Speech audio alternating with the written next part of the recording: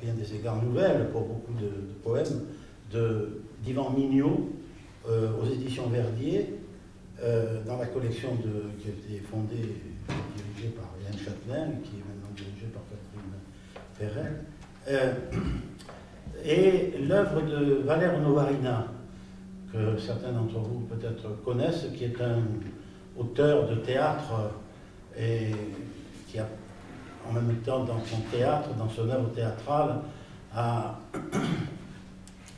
disons, proposé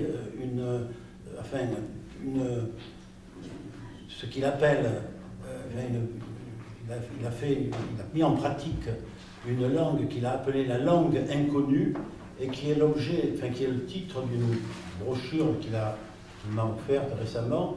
Et là, si vous voulez, ces concordances m'ont amené à faire état de certaines de ces affinités entre Novarina et Khlebnikov, et aussi, pas seulement Khlebnikov, mais tout le mouvement, disons, auquel il a appartenu, qui était le mouvement donc futuriste, comme vous savez, le mouvement cubo-futuriste, et puis en même temps, donc, tout ce grand courant de l'avant-garde russe, avec aussi le travail qui a été fourni par les formalistes sur le langage poétique, dont Jacobson allait apporter dans sa linguistique structurale une définition par opposition au langage de la communication. Donc l'axe, si vous voulez, de cet exposé va porter sur cette opposition-là, justement, entre le langage poétique que l'on peut trouver chez Khlebnikov et chez Novarina. Et ce qui m'a paru intéressant, c'est justement de noter que quelqu'un comme Valère Novarina, qui existe en russe, parce que son œuvre a été, certaines de ses œuvres ont été traduites, et très très bien traduites, alors que lui aussi, il pratique un langage qu'il lui-même présente comme étant incompréhensible, n'est-ce pas? Donc cette langue inconnue, incompréhensible chez Novarina et chez Khlebnikov, voilà quel est l'objet de ma... Ce n'est pas une conférence d'ailleurs, c'est plutôt une causerie, et je vais essayer de comparer, si vous voulez, des textes pour montrer ces convergences entre des auteurs qui appartiennent à des époques différentes, évidemment, à des cultures, à des contextes complètement différents.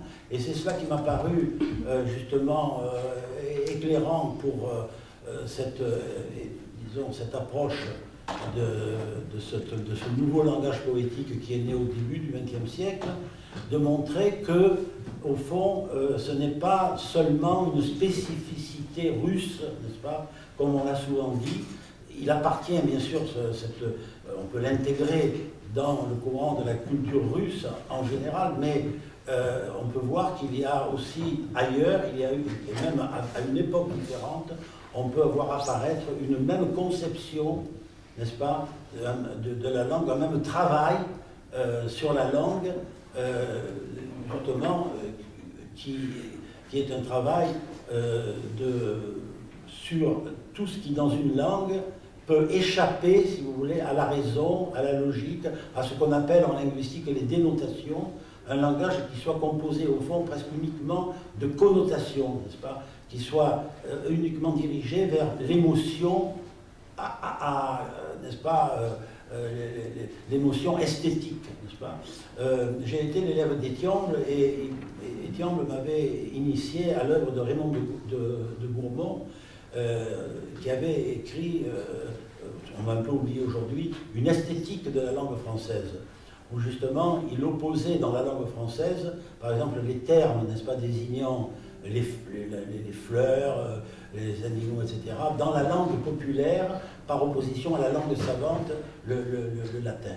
Donc le propos porte là-dessus sur est-ce qu'on peut imaginer une langue poétique où le son, n'est-ce pas, la sonorité, la musique, n'est-ce pas, même des mots, prime sur le sens, n'est-ce pas, prime sur le sens rationnel. C'est de cela donc qu'il s'agit.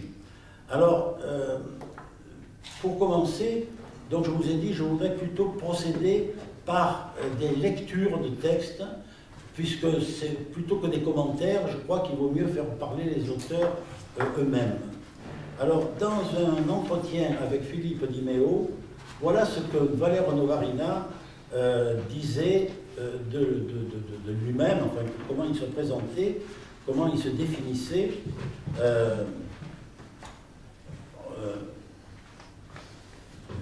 Il répond, je ne vais lire que les réponses aux questions que lui posait Philippe Di Meo, parce que ce n'est pas trop la peine je crois que les réponses se suffisent à elles-mêmes. Il parle d'un théâtre séparé, d'un théâtre de la naissance des langues. Et il le désigne ainsi: boucan, cavalcade, défilé, entrée des mots, sortie des morts, ils s'engagent, se reproduisent. La langue existe par instant hors des corps, sans les hommes, hors du monde. Éclair, décharge, ébranlement, explosion, c'est comme un voyage des voix, hors des voies normales du langage communicant. Alors ça c'est très important, hors des voies normales du langage communicant. Théâtre non figuratif, rupestre, pariétal. Alors là on a déjà deux mots qui concordent avec la poétique futuriste telle qu'elle a été conçue et pratiquée par Khlebnikov et par d'autres poètes, n'est-ce pas, futuristes. Je vais en venir plus tard. Avec ce qu'on a appelé le zaoum, c'est-à-dire la langue, Jean-Claude Gane l'a traduit par la langue d'outre-entendement, et Yvan Mignot, dans ses traductions, l'a traduit par la langue outre-âme. Mais je préfère l'outre-entendement parce que c'est la raison, c'est l'entendement, n'est-ce pas? C'est cette partie rationnelle, si vous voulez, de notre esprit, par opposition à ce qui pourrait être considéré comme un langage uniquement sonore et qui serait un langage du corps. Vous voyez, alors je continue. Pas de personnages, mais des vêtements habités et tout un bestiaire de siamois, hydre, tête seule, corps à mille têtes, tête à mille bouches, membres volants. Il ajoute: quelque chose est tombé, je ne suis plus le maître du livre. Ça c'est très important aussi, c'est ce rapport en quelque sorte, cette espèce de passivité devant ce qu'on a appelé d'une manière un peu banale, déjà à l'époque romantique, l'inspiration, si vous voulez, n'est-ce pas? Donc celui qui est passif devant ce qui se passe en lui, devant cette parole qui surgit en lui, et au fond à laquelle dont il n'est pas responsable, vous voyez. Et alors ça c'est très important parce que ça va renvoyer à toute une conception de la langue, on pourrait dire une opposition, qui repose sur une opposition à nouveau entre ce qu'on peut appeler le langage des hommes, n'est-ce pas, le langage ordinaire, celui que j'emploie aujourd'hui avec vous, pour essayer d'exprimer, de montrer justement ce qui est inaccessible par ce langage.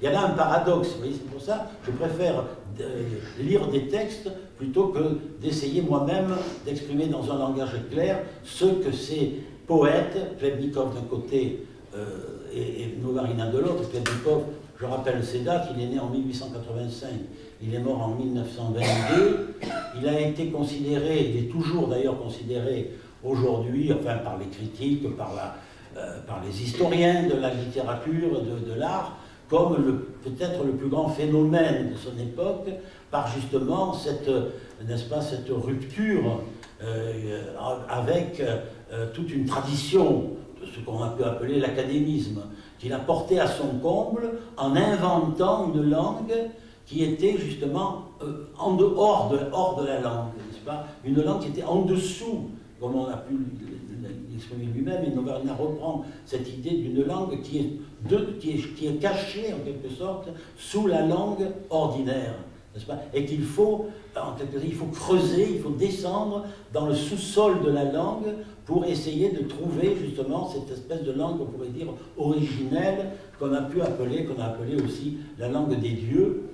On trouve cela, en fait, la première approche de ce langage poétique, n'est-ce pas? On le trouve chez les Grecs et on le trouve formulé dans le Cratyle de Platon.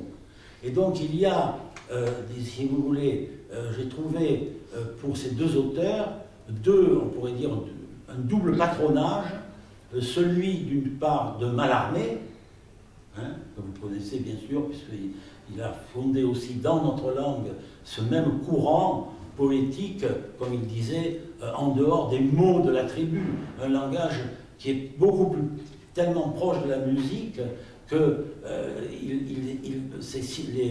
n'est-ce pas, le signifiant, pour reprendre la distinction de Saussure, prédomine sur le signifié, n'est-ce pas? Ce n'est plus le signifié qui instrumentalise en quelque sorte le signifiant, mais c'est le signifiant qui va en quelque sorte se dresser contre des sens établis dans le dictionnaire, tout un répertoire de mots dont on se sert usuellement pour exprimer des idées. Mais le propos n'est pas d'exprimer des idées, mais il est de susciter des émotions. Et là, la poésie fait partie, donc, elle est un moyen artistique, n'est-ce pas, plutôt qu'un moyen de communication. Et donc chez Novarina, alors il continue, je reprends, je donne quand même la question de Philippe Divéo, il lui dit, vous avez recours à des techniques d'égarement du sens, d'écriture à durée prédéterminée, automatique, rythmique. Dans cette mesure, peut-on tenir vos textes pour apocryphes? Et il répond, c'est la réponse de Novarina, vous interrogez quelqu'un qui écrit 5 heures par jour sans projet littéraire. Vous parlez avec quelqu'un pour qui le langage est incompréhensible. Je ne suis pas sûr de ma langue, je ne comprends pas les mots, je ne les vois que comme des pas, comme les figures d'une danse, comme des traces de pas. Et celui qui parle comme un danseur, chaque livre comme une trace, comme une marque, au sol du passage de quelqu'un. Je ne comprends pas les mots à plat, séparés, hors des corps qui les ont soufflés. Ils n'ont de sens que dans leur danse, dans l'espace, comme des fragments d'une pièce irreprésentable, d'un drame muet, un peu incompréhensible et lumineux. J'écris des livres où ne pénètre que celui qui sait lire par les oreilles, danser en pensée. Non des histoires qui se suivent, mais toute une musique silencieuse qui se noue, et que le cerveau gesticulant doit mimer, une danse immobile qu'il faut entendre avec les yeux, une parole qu'on doit prononcer avec la bouche du dedans. Et il ajoute, faire des livres ne m'intéresse pas, c'est l'expérience, l'épreuve, l'exercice que je cherche. Une inversion, un renversement, la langue qui circule à l'envers, la mise en jeu d'autres connexions que celles qui ont lieu lors du fonctionnement normal du cerveau.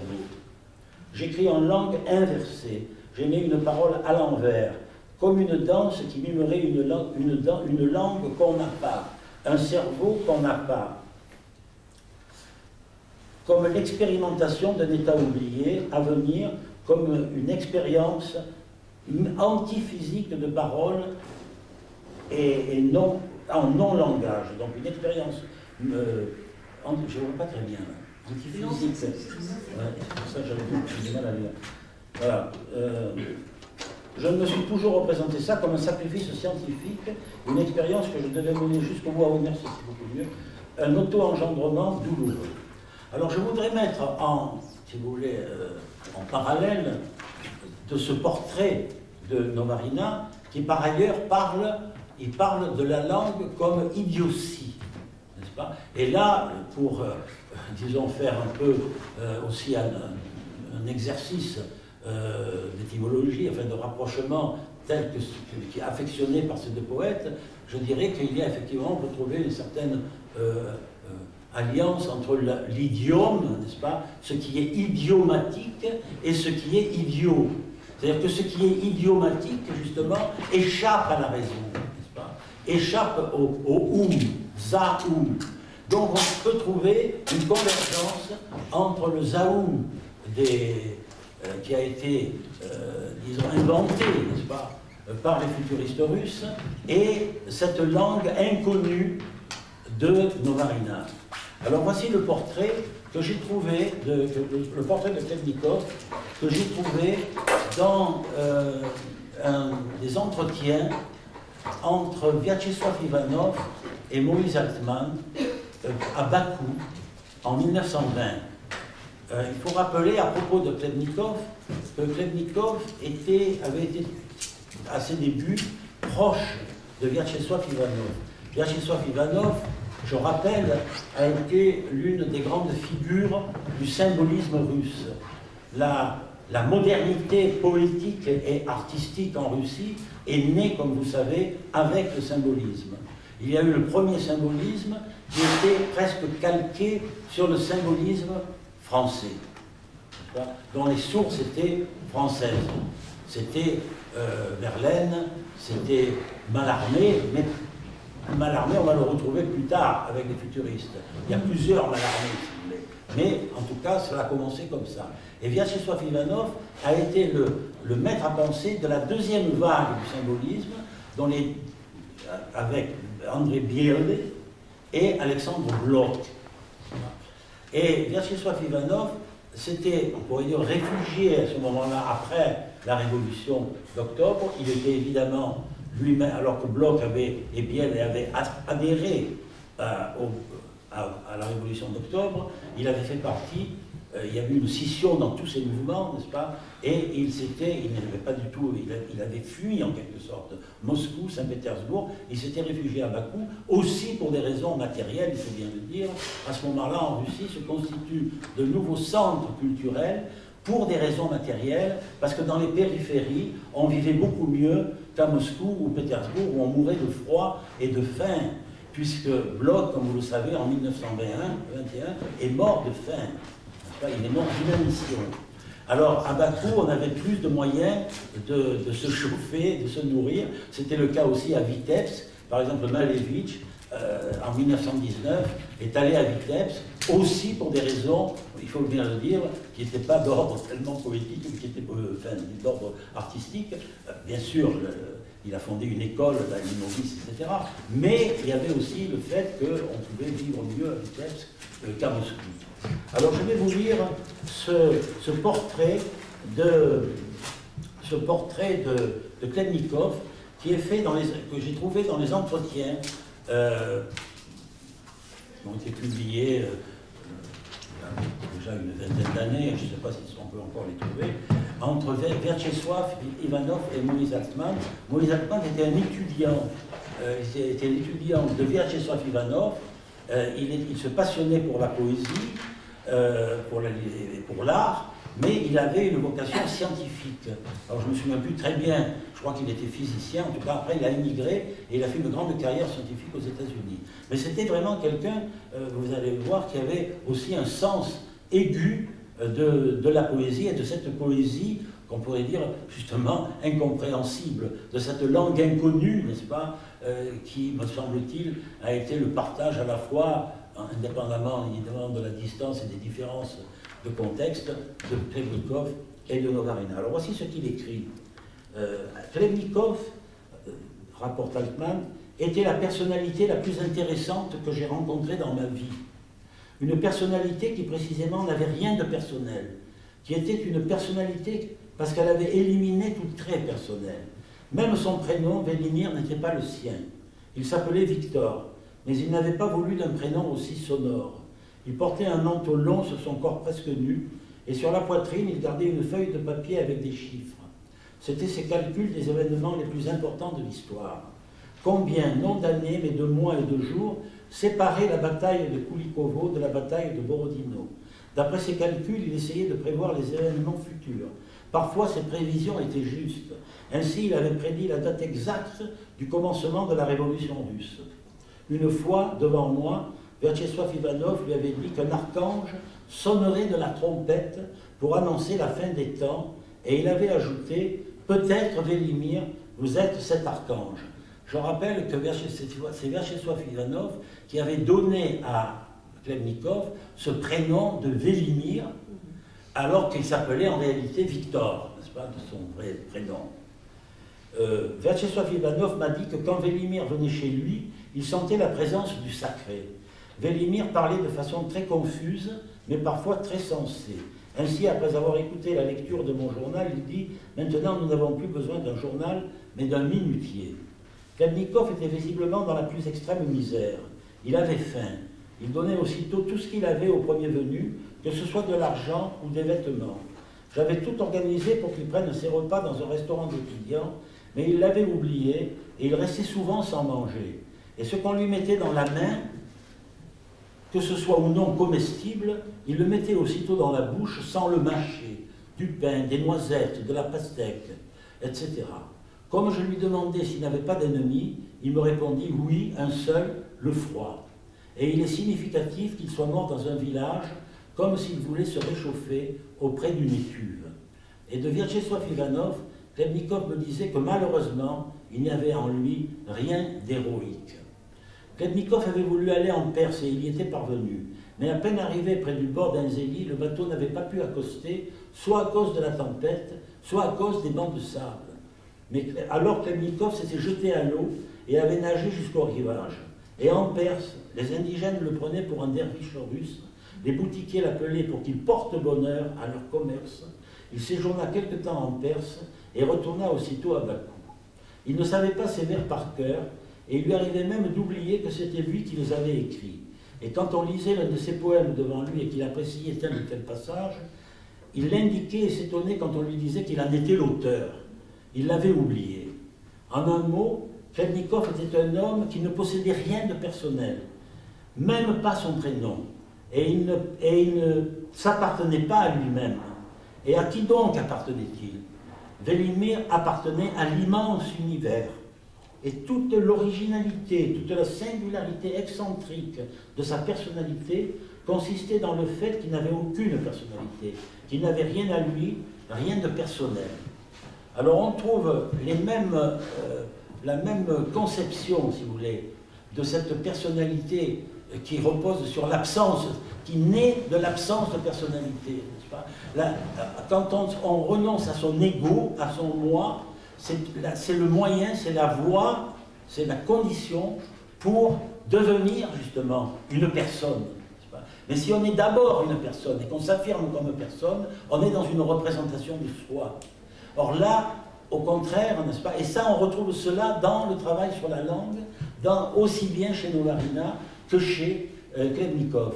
Et Novarina, par exemple, a beaucoup, disons, réfléchi sur le rapport dans la langue française que l'on peut établir entre le mot « personne » quand il désigne une personne et « personne » quand il désigne l'absence de personne.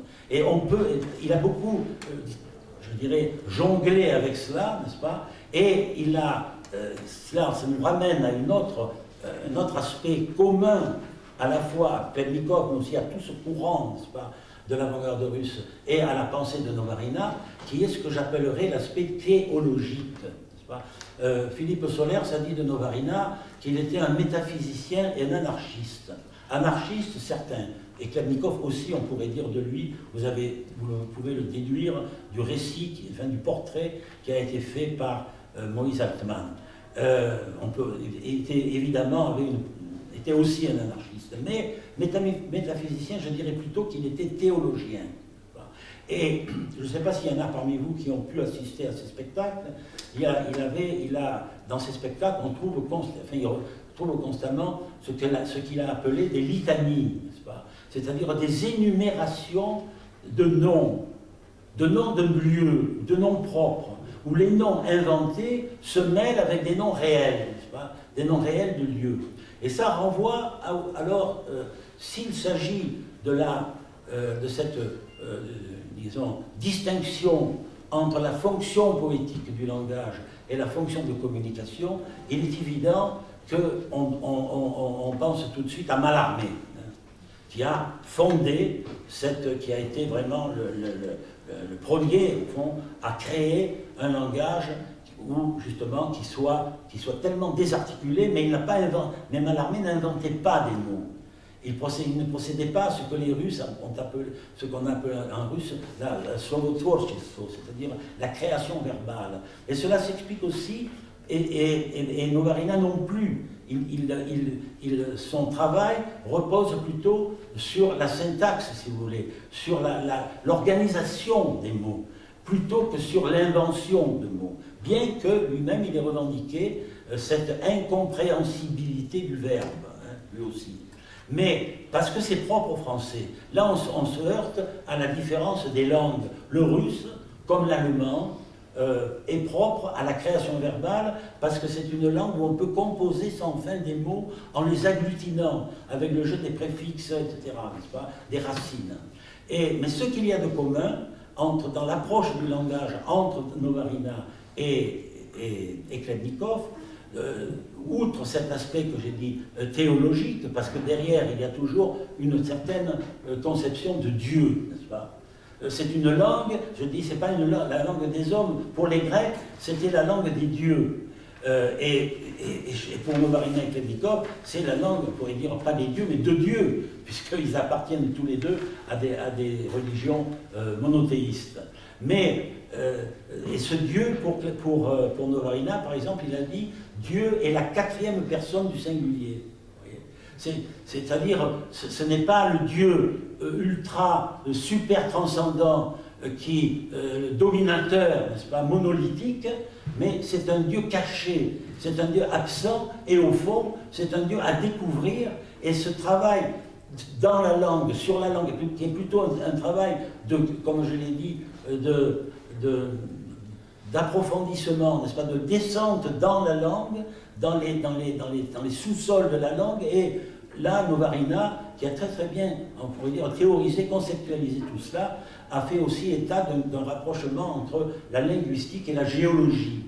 Et cela renvoie à une conception fondamentale de Khlebnikov, mais pas seulement de Khlebnikov, qui est propre à tout le futurisme russe, c'est-à-dire ce qu'on peut appeler, ce que Khlebnikov a appelé la déclinaison des racines. C'est-à-dire ce qu'il a amené parfois à réinventer, à retrouver des mots, à inventer des mots qui existaient déjà dans des dialectes. Et là, je reviens à cette idée de l'esthétique de la langue française chère à Rémy de Gourmont, c'est-à-dire que ce travail, si vous voulez, d'invention verbale, de création verbale, pour qu'il soit efficace et pour qu'il soit convaincant, il faut qu'il s'inscrive dans le sens de la langue. Il ne faut pas que ce soit artificiel, n'est-ce pas? Que ce soit du n'importe quoi. Il faut qu'il y ait une nécessité. Il faut retrouver la nécessité, n'est-ce pas, qui a été peut-être cachée sous des siècles d'usage, n'est-ce pas, d'usage d'une langue que l'on ne peut pas éviter, parce que sinon il n'y aurait pas de communication, et il n'y aurait pas de sociabilité, il n'y aurait pas de société, tout simplement. Mais vous avez bien compris, d'après les portraits que je viens de vous présenter, à la fois de Novarina, dans ce qu'il dit de lui-même, et de Khlebnikov, à travers ce qu'en dit Altman, que ce sont des gens qui sont hors, asociales, qui s'inscrivent eux-mêmes en dehors de relations sociales normales, n'est-ce pas, et qui sont entièrement voués à leur œuvre, qui est une œuvre à la fois disons, de création, n'est-ce pas, de création d'un langage nouveau, mais la condition pour que ce langage nouveau soit vrai, n'est-ce pas, réponde à une vérité artistique et poétique, il faut qu'il soit un travail de mémoire. Et Novarina parle très très bien de cela, de la mémoire des mots, n'est-ce pas? Il dit les mots se souviennent pour nous. Et il dit aussi dans le souvenir et le secret de la rédemption. Et là vous avez le rapport entre la mémoire et cette approche, on pourrait dire, théologique, n'est-ce pas, religieuse, spirituelle. Mais ce n'est pas l'esprit qui domine. L'esprit, il va émerger justement de toute cette, n'est-ce pas, de ce travail qui est un travail dans la matière même, dans la matière verbale. Un travail sur la matière verbale, un travail qui passe par le corps, qui passe par les sensations, mais c'est presque une rédemption, si vous voulez, de la matière, presque une rédemption du corps. Cela désigne un passage, au fond, du corps à l'esprit. Il y a un livre de Novarina qui s'appelle « L'envers de l'esprit ». Alors, il y a un autre aspect, c'est que dans le futurisme russe, enfin dans l'avant-garde russe en général, mais le futurisme a été son courant le plus important, bien entendu, et c'est surtout le cubo-futurisme auquel a appartenu Khlebnikov, avec Mayakovsky, avec quelques autres, avec Khrouchtchev.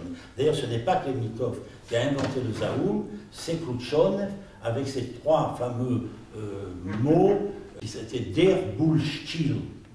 Der Bullshit, cela, évidemment, ne veut rien dire dans le langage visuel. Et c'était une espèce de manifeste, en quelque sorte, à ce moment-là, contre le symbolisme qui pratiquait, enfin, qui s'appuyait sur, au contraire, un langage très raffiné, n'est-ce pas,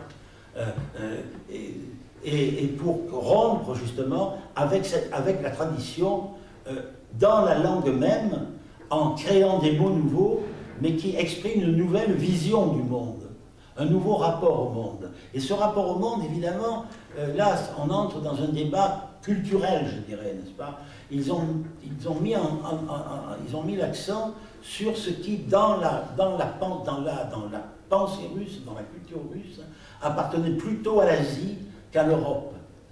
Il y a, chez Khlebnikov, chez les cubo-futuristes russes, en peinture aussi, il y a eu tout un mouvement néo-primitiviste, n'est-ce pas? Un néo-primitivisme, où on exaltait l'art des sites. Ils prétendaient même qu'ils avaient inventé le cubisme avant le cubisme, parce que dans les babas de pierre, vous savez, ces sculptures de femmes en pierre qu'on trouve chez les sites, on peut voir déjà une préfiguration du cubisme. Donc, ils s'affirmaient non pas comme les épigones du modernisme occidental, mais comme les créateurs, véritablement, d'un modernisme véritablement russe, n'est-ce pas? Il y a presque une sorte de nationalisme là-dedans, vous voyez, et aussi de messianisme, parce que c'est toujours cette idée qui vient de Dostoïevski que la Russie sauvera le monde et que justement c'est par la poésie. Brodsky a dit les mêmes choses, hein, pourtant il appartenait à un courant tout à fait différent, puisque vous savez, il était quand même très occidentalisé. Eh bien, il disait la poésie sauvera le monde, et lui, il se considérait évidemment avant tout comme un poète russe.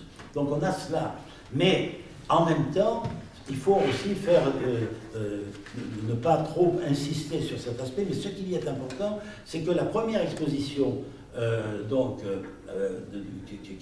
ce courant par Larionov, déjà très tôt, en 1907, c'était une exposition de Loubok, vous savez, des images populaires et d'icônes. Donc les deux sources d'inspiration de cet art et de cette poésie futuriste russe, elles sont à la fois populaires et sacrées, n'est-ce pas? Et cela, on va le retrouver. Alors, ce qui montre l'importance du folklore. Et alors, à ce propos, je vais citer disons, un extrait d'un ouvrage de Jacobson, Roman Jacobson, qui joue un rôle très important dans tout cela, parce que c'est lui, d'abord, il a fait ses débuts comme poète au sein du futurisme russe sous le pseudonyme d'Alia Grof, et il s'était d'abord intéressé au folklore, à la poésie populaire, à la poésie des comptines, n'est-ce pas? La poésie des... Et dans les comptines, et là c'est le cas aussi bien en russe qu'en français, vous savez que les comptines, on ne peut pas, je dirais, les systématiser, les conceptualiser. Ce qui compte, ce n'est pas le sens dans les comptines, c'est la sonorité, c'est le rythme, n'est-ce pas? C'est tout ce qui justement relève du langage du corps, ce qui relève de la danse. Et ça, c'est aussi commun à Khlebnikov et à Novarina. On pourrait dire que tous les deux, ils auraient pu reprendre à leur compte le mot de Nietzsche, je ne saurais croire qu'en un Dieu qui pourrait danser, n'est-ce pas? Ça, c'est très, et ce qui est très important, donc là, c'est le mouvement. C'est le mouvement. Et ce que je vous lirai plus tard, un extrait du Cratyle de Platon, qui est à l'origine de tout cela, n'est-ce pas? À l'origine de tout cela, il y a Héraclite, le pré-Socrate, enfin, ce philosophe présocratique, qui était le philosophe du mouvement, qui a déclaré qu'on ne se baigne pas deux fois dans le même fleuve. Et donc, on retrouve cela aussi dans la pratique poétique, je dirais, de Novarina et de Khlebnikov. Khlebnikov, comme vous avez vu d'après ce que je viens de lire, était un nomade. Il ne se fixait jamais, il constamment, il changeait de lieu. Il est allé jusqu'en Perse, il est revenu, et puis finalement, il s'est épuisé dans ses marches, au point qu'il est mort en 1922. Il était malade, il était atteint de la gangrène, et il est mort dans un village dans la région de Novgorod, où il était allé avec son ami Mitouritch.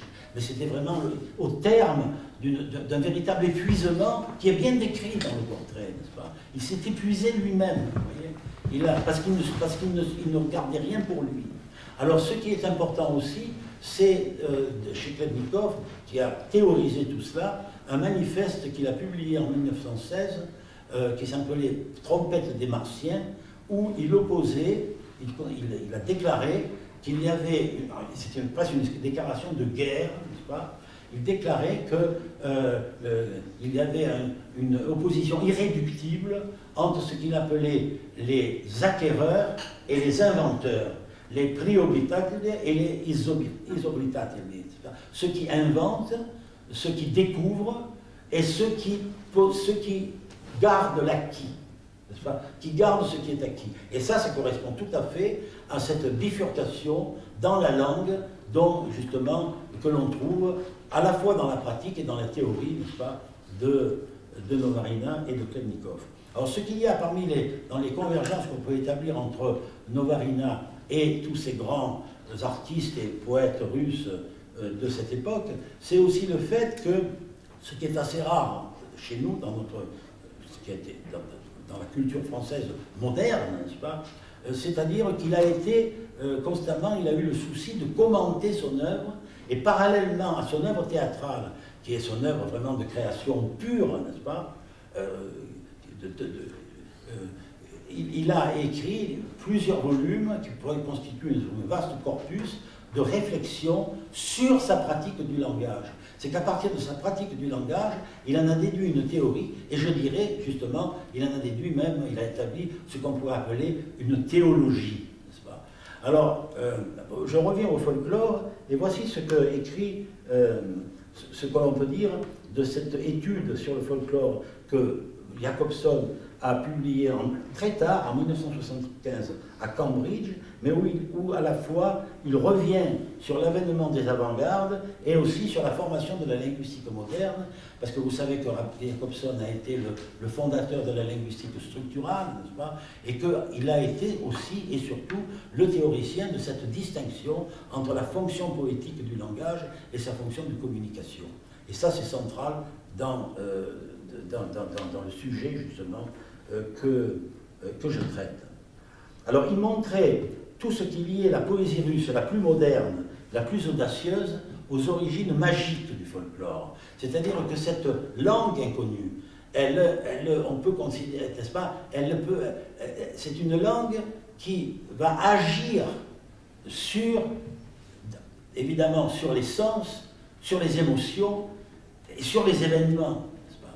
Et donc, il y a un lien entre la fonction de prédiction, de conjuration, n'est-ce pas, que l'on trouve dans le folklore, et cette langue poétique.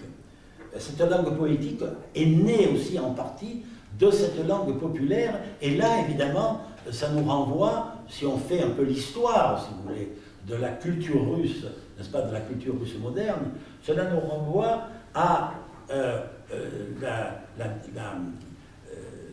une sorte de la dualité, disons, entre ce qu'on a appelé la culture majeure, n'est-ce pas, c'est-à-dire la culture qui vient au fond de l'Occident, n'est-ce pas, qui est passée par l'Académie gréco-latine, etc., etc. Donc, les Russes ont toujours greffé sur des acquis empruntés à la culture occidentale leur propre culture. C'est vrai, n'est-ce pas? Pouchkine est nourri, n'est-ce pas, de la pensée européenne, n'est-ce pas? On ne peut pas le dire. Il a été à la fois très russe et très européen, mais en même temps, il a existé en soi, n'est-ce pas? On ne peut pas le réduire, bien que dans un dictionnaire, j'avais lu qu'il avait été je ne sais plus, un disciple d'un vague poète français qu'on a complètement oublié au XIXe siècle, mais ça relève de l'anecdote. Mais ceci dit, il y avait dans la culture russe, pendant longtemps, il y a eu cette culture qui a dominé, n'est-ce pas, qui a produit tous les chefs-d'œuvre que l'on connaît, tous les classiques russes, et puis il y avait une culture populaire. qui était immergée, qui était sous-jacente. Et c'est cette culture populaire que ces poètes vont retrouver. Par exemple, je donnerai un exemple entre mille, on découvre la valeur artistique, non seulement des icônes, qui jusque-là n'étaient que des tableaux religieux que l'on exposait dans les églises, mais bien après on va les exposer dans les musées. On les voit comme, vous savez que Matisse, quand il a vu les icônes, il a dit mais c'est tout l'art moderne. Tout l'art moderne est déjà là, n'est-ce pas, dans l'icône. Et aussi ce fond populaire. Il y a les icônes, comme j'ai dit, et les louptis, les images populaires. Eh bien, les enseignes, c'était comment trouver des œuvres, enfin, des tableaux qui soient plus qui n'existent que sur un plan, je dirais, tout à fait utilitaire. L'enseigne d'un magasin, l'enseigne du... Eh bien, Pire Osmani, le fameux peintre d'enseigne, a été consacré par les futuristes russes comme l'un des plus grands artistes de son temps. Et là, il y a une différence avec le douanier Rousseau. On l'a pu le comparer au douanier Rousseau en ce qui concerne l'art naïf, n'est-ce pas? Ce qui deviendra après l'art brut. Mais il y a une différence, parce que le douanier Rousseau peignait des tableaux, tandis que Pire Osmani peignait des enseignes, n'est-ce pas? Et là, on voit des œuvres qui sont au plus bas, je dirais, de l'utilitarisme et qui sont élevées comme des modèles d'œuvres d'art, vous voyez? C'est ça qui est... Et c'est ce qu'on trouve chez Khlebnikov. C'est ce qu'on trouve dans la poésie de Khlebnikov. Elle est absolument parallèle, analogue, enfin il fait dans la poésie, il fait un travail qui est absolument analogue à celui de ces peintres naïfs, n'est-ce pas, tels que Pire Osmani. D'où je reviens à cette idée d'idiotie, n'est-ce pas, d'idiotisme. J'ai un peu commenté tout cela, j'ai dit, s'il était aisé de classifier les thèmes des contes merveilleux, de les regrouper autour de certains axes structurels, comme l'a fait Propp, l'essentiel est ailleurs. La spécificité de la tradition populaire russe est dans ce que les futuristes ont appelé le verbe en tant que tel. Et ce n'est pas par hasard si les trois poètes, au sens large, peut-être les plus foncièrement originaux de ce siècle en Russie, c'est-à-dire Khlebnikov, Blok et Biel, se sont tous trois penchés sur les formules conjuratoires, la langue secrète des exorcismes. D'ailleurs, la langue, en quelque sorte, de la sorcellerie, n'est-ce pas? Blok a consacré un savant traité au glossolalie, Khlebnikov a écrit un essai sur l'utilité de l'étude des contes merveilleux, et Blok s'est penché sur la poésie des conjurations et des formules magiques. Alors, en citant ces textes, Jacobson s'est référé à sa propre expérience et à ses souvenirs d'enfant pour expliquer l'influence de la poésie orale sur sa vocation scientifique. Donc on voit comment Jacobson est passé, si vous voulez, du folklore à la science linguistique, et il a pu établir sa théorie, sa linguistique, son structuralisme linguistique, à partir de sa connaissance du folklore. Il dit ceci: dans le parc de Chiste et Plodé, on continuait à mener des rondes sur de vieilles chansons, à jouer des jeux populaires traditionnels, à scander des comptines. Teneboy sa Tivoun, Tivoun Tiviene Soudia, n'aie pas peur de Tivoun, Tivoun n'a pas à te juger. Et qui était ce Tivoun? Aucun des enfants n'aurait pu répondre à cette question. Le mot de vieux russe Tivoun ou Tioun, emprunté au vieux norvégien Pion, comme l'ont relevé les observateurs de la création populaire, est l'un de ces archaïsmes qui, avec une signification obscure et indéterminée, sont entrés dans les comptines en même temps que les combinaisons verbales les plus bizarres et de nombreux barbarismes revisités, remodelés. Ce lexique fantasmagorique, hésitant entre le sens et le non-sens, était indissolublement lié à la forme métaphorique particulière et à la riche texture sonore des comptines.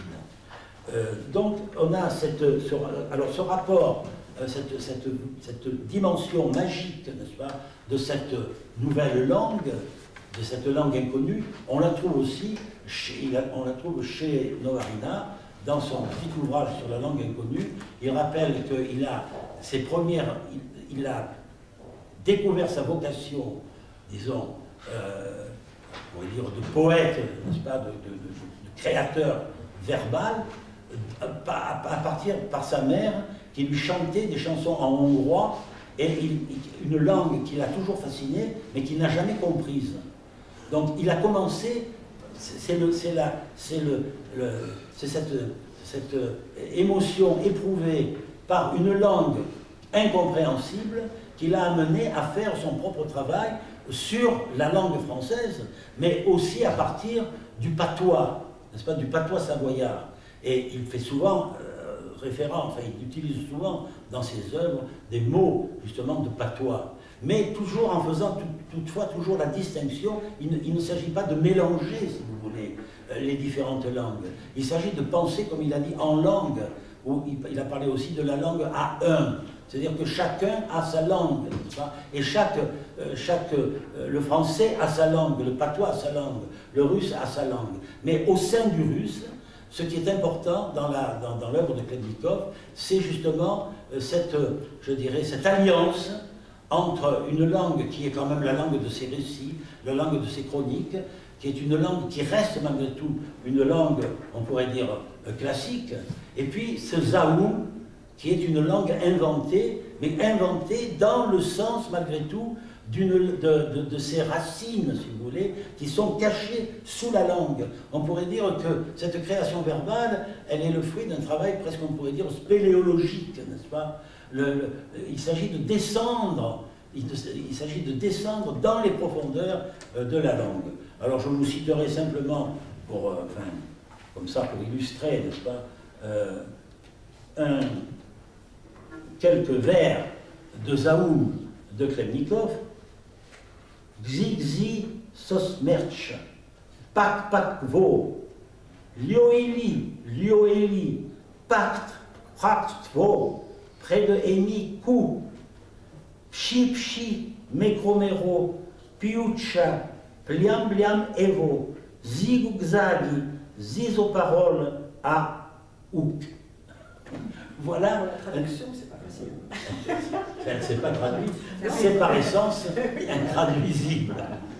Mais c'est une sorte, si vous voulez, de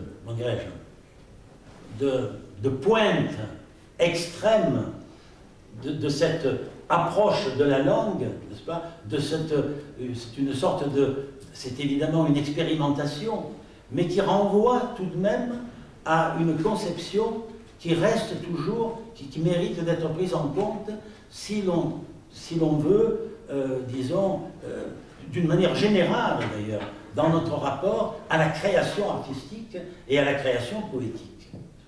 C'est-à-dire par exemple, on trouve aussi chez Novarina les mêmes disons, définitions. Il écrit: nous sommes tous les jours entre écoute et entendement. Chaque langue s'ouvre comme un puits de mémoire, touchée de la surface et expérience du recouvrement, oubli du visible et sentiment du réapparaître, une autre langue sous toutes les langues. Et il ajoute de l'incompréhensibilité du verbe, les éléments du langage alignés comme des pierres, comme nos bornes mentales, incommunication. Les langues ne communiquent pas, ne s'échangent pas comme de la monnaie, elles se cherchent, elles passent parfois tout près l'une de l'autre, sans se voir. Ce sont des danses paralléliques. Travail d'oubli et de déroute des sens. Les langues en savent plus que nous, il faut les porter à notre oreille et parfois ne plus du tout les savoir pour les entendre. Et Khlebnikov a également théorisé une langue, mais en même temps, il a su quand même établir une espèce de parité, si vous voulez, entre ce qu'il appelle la langue du son et la langue de la raison.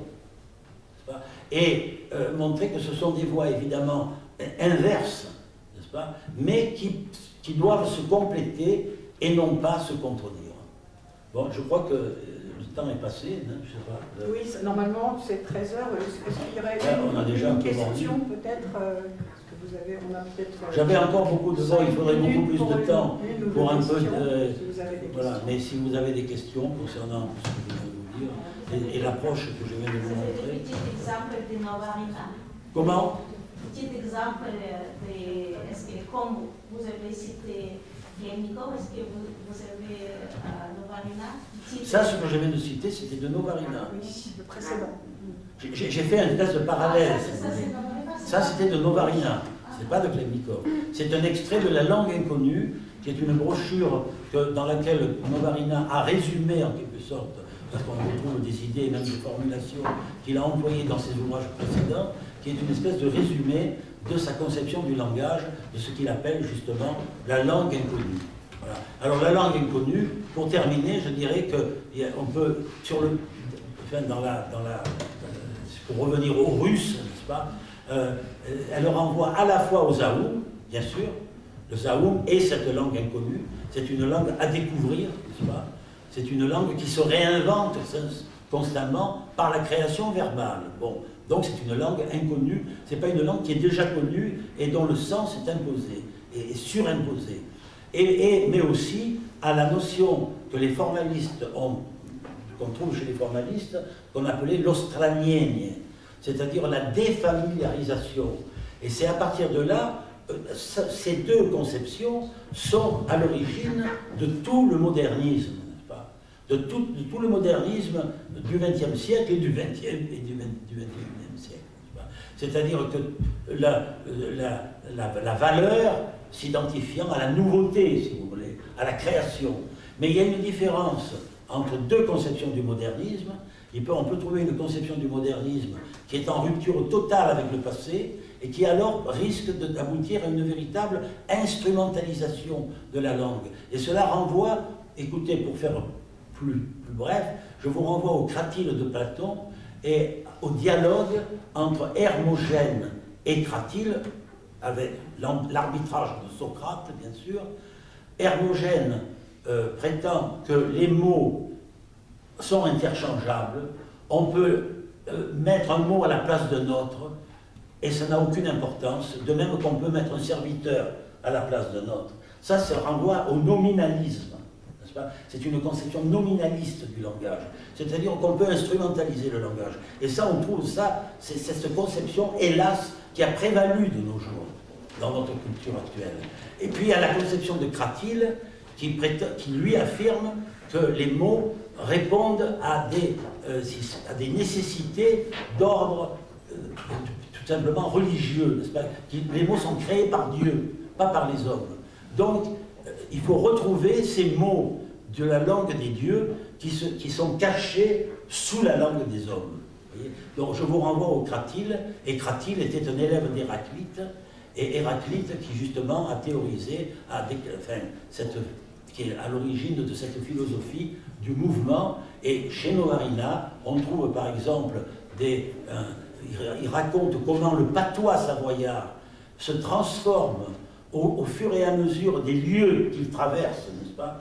En passant d'un lieu à l'autre, on trouve une nouvelle version du même patois. Il parle de pérégrination philologique, n'est-ce pas? Je crois que c'est très très bien comme définition. Pérégrination philosophique. Et que la poésie, elle est née de la marche. Elle est née de la marche et en comptant les pas, on prédétermine les mots qui vont naître. Vous voyez? C'est la marche, c'est le mouvement qui est à l'origine de la création, de cette création verbale. D'où Héraclite d'un côté et Mallarmé de l'autre. Donc pour faire court, pour faire bref, puisque le temps nous est compté, puisqu'on est dans les chiffres, eh bien, voilà ce que je peux vous dire pour un peu résumer mes propos. Mais bon, il y aurait encore beaucoup... Les études sur le folklore, le folklore, c'est une étude de... écrit en anglais ou en russe? Non, c'est en anglais. Ça a été publié à Cambridge en 1975. Voilà, il nous reste à remercier M. Cognot de cette magnifique exposé. Merci beaucoup.